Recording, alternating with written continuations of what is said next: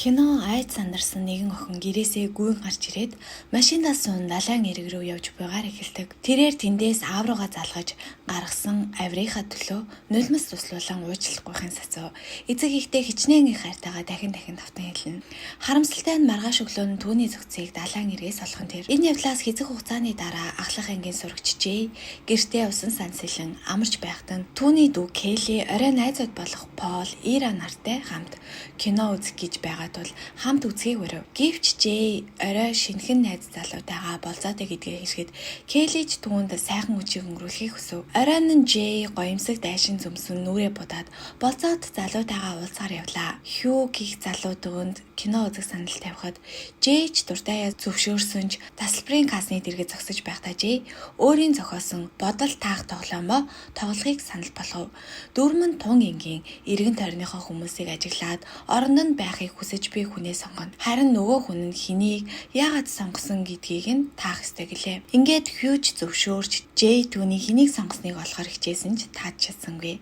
Харин Хью нэгэн бяцхан хүүг сонгосон гэдгийг хэлээд учир нь энэ насан дээр бүгд л хамгийн жаргалтай байдаг. Бүр өмдөндөө шийсэн ч юу ч болоогүй мэд байж чаддаг хэмээн тайлбарлав. Хьюгийн сонголтонд инээд алдсан Жэй өөрийн ээлжийг авч танхим доторх хүмүүсийг ажиглаад бэлэн болсноо мэдэгдэв. Ингээд Хью эргэн тойрноо харж Жэйг шар дайшинцтай охиныг сонгосон хэмээн хамаглан хаан сууж байгааг нь хүртэл зааж өгөв. Гэвч Жэй тийм охин олж харсангүй. Тэрээр Хьюг тоглож л байна хэмээн бодсонч бүр түүний заасан суудлал нь хүртэл хавхайсан байлаа. Үүнийг сонссон Хьюгийн царай хувьс хийж гинт сандран тэр даруй эндээс явъя хэмээн гуйлаа. Гайхсан ч Жэй түүнийг дагаж тэнд үлдсэн цагаа нэгэн кафед өнгөрөөлөв. Маргааш нь Жэй дүүдээ Хьюгийн хачиргалтай байдлын талаар ярьсан ч Келли хэтрүүлж бодох хэрэггүй. Энд чинь дүнгэж анхны болсон шүү дээ. Одооноос бүх зүйл сайхан болно хэмээн зөвлөв. Дараа оройн нь Жэй Хью хоёр дахин уулзаж Хьюгийн машинд дотн харьцаанд оров. Үүний дараа Жэй бүх зүйл нь бүтэмжтэй байгаа. Мөн ирээдүйн мөрөөдлөөсөө хуваалцаж суудал Хью гинэд түүний амыг богоод ухаан алдуулж орхив. Хэсэг хугацааны дараа Жэй эзгүй орхигдсон үйлдвэрт тэрэгцэрт хүлүүлсэн байдалтай сэрж айдас тавтан хамгийн муу зүйлийг төсөөлөв. Гэвч Хью түүнийг тайвшруулан уучлалт гуйгаад дотн харьцаанд орох үедээ өмнө нь хэн нэгнээс өөрт нь дамжиж ирсэн нэгэн зүйлийг түүнд дамжуулснаа тайлбарлав. Одоо нэгэн үл мэдэгдэх биет түүнийг цуцалтгүй дагах болно. Энэ биет нь таньдаггүй ямар ч хүний дүрд хувирч чаддаг.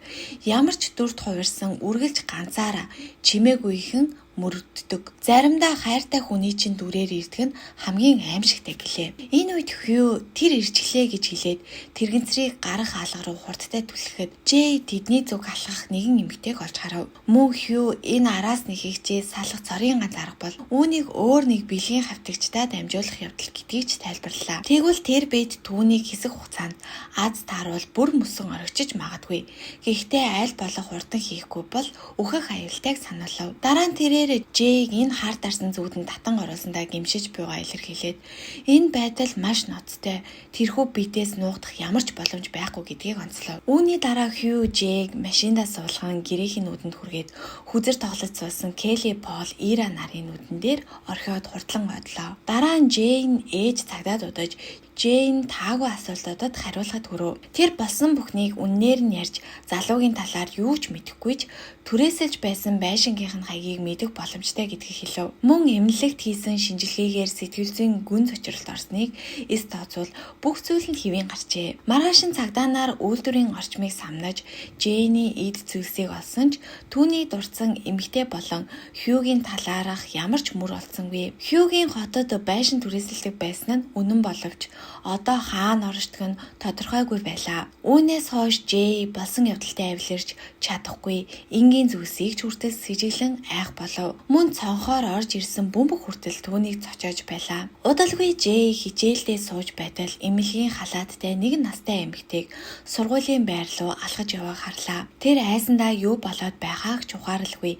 Ангиасаа гүн гарч коридорт өнөө гимэтээ таарсан ч өөр хинч түүнийг харахгүй байгааг мэдээд зочиж учирдаж орхив. Ингээд Жэй цааш цухтан Келли Пол нарын ажилдаг кафе руу очлоо. Тэр тэдэнд болсон бүхнийг ярихад залуус түүнийг солиотой мэт ярианд итгэх үү эсвэл сэтгэл зүйн зочирлынх нь илэрлүү гэдгийг ялгаж чадахгүй байлаа. Гэсэн ч Келли ихчтэй ихэд санаа зовж харин Пол тэднийд хамт хонохыг санал болгов. Ингээд Жэй зөвшөөрснөөр тэд хамтдаа хонохоор болж бүгд өөр өрөөнд оровч Жэй унтаж чадалгүй Пол дээр очив. Энэ үеэр Пол түүнд сайн гэдгээ илчилж мөн тэд хүүхэд насны хөгжилтэй явдлаа дурсан инертэж суудал гинт шил хагарах чимээ гарлаа. Пол юу болсныг шалгаар явдал хин нэгэн галтгооны цонхыг хагалсан байсан ч гадаа хинч байсангүй.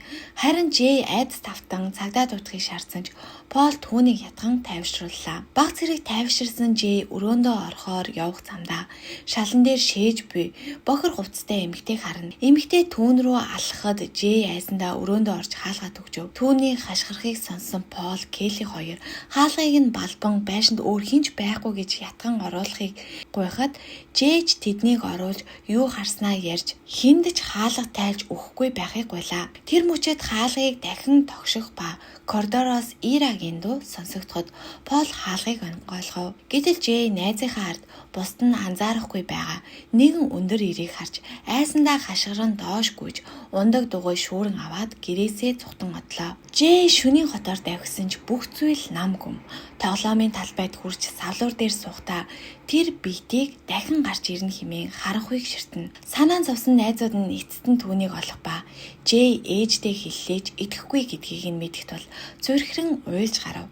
Гинэт харанхуйгаас нэгэн хүн гарч ирсэн нь энэ удаад бүгдэд нь харагдав. Энэ бол тэдний хөрш Грэг байсан бөгөөд Жэйд тохиолдсон явдлыг мэдээд эртний найзын хуваар санаа тавихаар иржээ. Тэр цагдаа дутахыг санал болгосон ч Жэй түүнээс Хьюг олоход туслахыг гуйлаа. Грэг тэднийг машиндаа суулган хотоор тавьж Жэйг тайвшруулахыг хичээв. Дараа нь тэд Хьюгийн түрээсэлж байсан байшин шалгах явцдаа нэр хүндтэй сургуулийн дөрөв туцтай Хьюгийн зургийг оллоо. Маргааш нь тэд тэр сургууль дээр очиж залуугийн жинхэнэ нэр Джеф Ридман болохыг мөн гэрийнх нь хаягийг олж мэдлээ. Тэднийг Джеффинд ирэхэд ээж нь хаалга онгойлгох ба Жэйч үйлдвэр тарсан эмэгтэй хатагтай Ридманы дүрд хувирсан байсныг ухаарав. Ээж нь тэднийг найрсгаар гэртэн урьж Жефч тайлбар хийхээс аргагүй төрлөө. Тэрээр өөр нэг охинтой учирсны дараа энэ зүйлийн бай болсон учраас Жэйтэй харьцаанд орж өөрөөсөө үнийг зайлуулах гэсэн байж л дээ.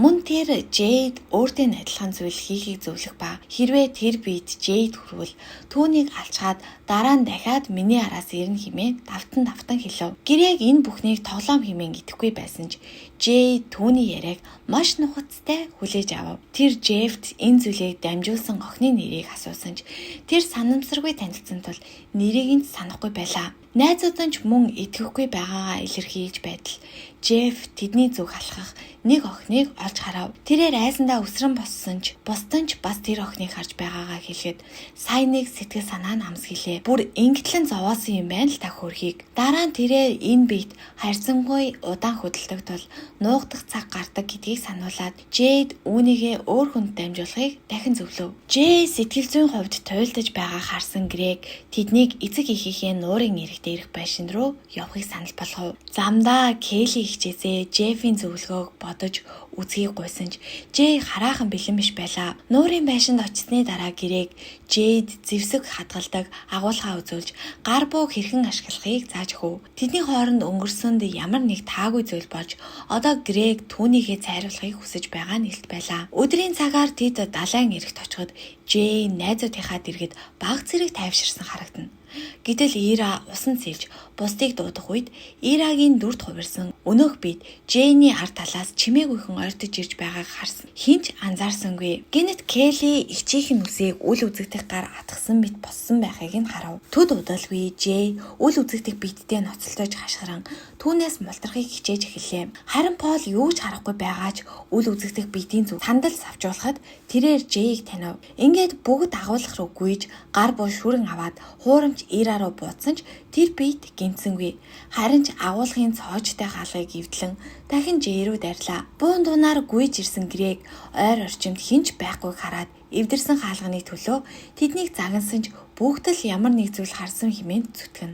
үүнд нь бухимдсан гэрэгийг явсны дараа тэр биет энэ удаад хөрс залуугийнхэн дүрээр эвдэрхий халахаар орж ирэв. Жэй агуулгаас цухтан гэрэгийн машин суугаад дахин Ирагийн дүрд хувирсан биетийн дайралтаас цуглаа. Найзууд нь түүнийг зогсоохыг оролцсон ч Жэй хитрхи их хайсан байсан тул хоолж явж чадалгүй осолд орж ухаан алдчихав. Дараа нь тэрээр эмнэлэгт гараа хугалсан байдалтай сэрэх ба одоо ч айдастай хിവэрээ коридорт гарах чимээ бүрийг чагнана. Тэр шөнө Жэй хараалыг гэрээгт шилжүүлэхээр шийдэж түүнтэй дотн харилцаанд ордогч гэрээг энэ нь бодит гэдэгт итгэхгүй хിവэр л байлаа. Харин Пол тэдний хооронд дотн харилцаа бий болсныг сайн ойлгож хатаархаж эхэллээ. 3 хоногийн дараа гэрээг Жэй дээр ирж тэр биетийг хүлээсэн ч хараагүй гэдгийг хэлв. Хэсэг хугацааны дараа Жэй гэртээ харж усан цэлж сэтгэлээ тайвшруулахыг хичээсэн ч сэтгэлийн төгшөр нь арилсангүй. Нэг орой гэрээг ирж хэнийг ч хараагүй гэдгийг хэлээд Жэйтэй уулзахыг хүсгээд найзууд нь түүнийг өрөөгөө түгжээд хэнийг ч оруулахгүй байгаа гэдгийг хэллээ. Харин Пол сандлаар агаар цогхоход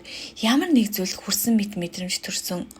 Мөн хаалга өөрөө эвдрээгүй гэдгийг сануулсан ч гэрээг тоолгүй яваад өгөв. Тэр шөнө Жэй унтаж чадалгүй цонхоор хартал гэрэгийн дүрд хувирсан өнөөх бие хөршийнх нь байшин руу алхаж яваг харав.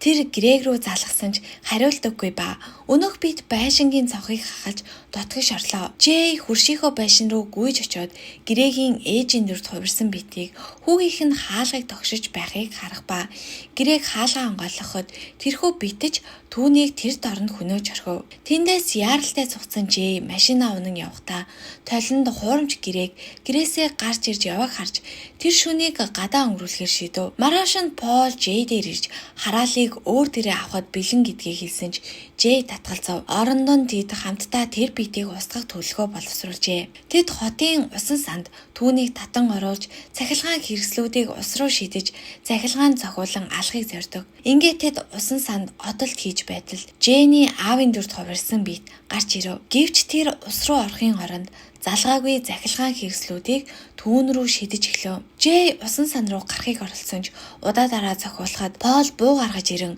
Жэйний заасан зүг рүү буудаж санамсаргүйгээр Ираг шархтуулчихдаг. Харин Келли хурдан сэтгэж тэр зүг рүү даавуу шидэж биеийн хэлбэрийг тодруулав. Энэ үед Пол түүнийг бодоход тэрээр ус руу унав. Найзууд нь Жэйг усан дор тэр биетийн гараас гарах гэж тэмцэж байхыг харах ба Пол дахин буудаж эцэстэн Жэй усны мандал дээр гарч ирж чадлаа. Дараа нь тэд усан сан тэр чигээрээ цусаар дүрж байгаа харав. Энэ үйл явдлын дараа Жэй Пол хоёр дотн харилцаатай болох ба энэ хооронд Ира эмнэлэг дэмжлүүлж байлаа. Нэгэн өдөр Жэй Пол хоёр хөдөлгдсөн гудамжаар алхаж явах бөгөөд нэг нь танихгүй дүрс тэднийг алсаас даган явж буйгаар энэхүү кино маань төгсөж байна. За ингээд кино таалагдсан бол сувгтаа лайк болон subscribe дарж дэмжихээ битгий мартаарай.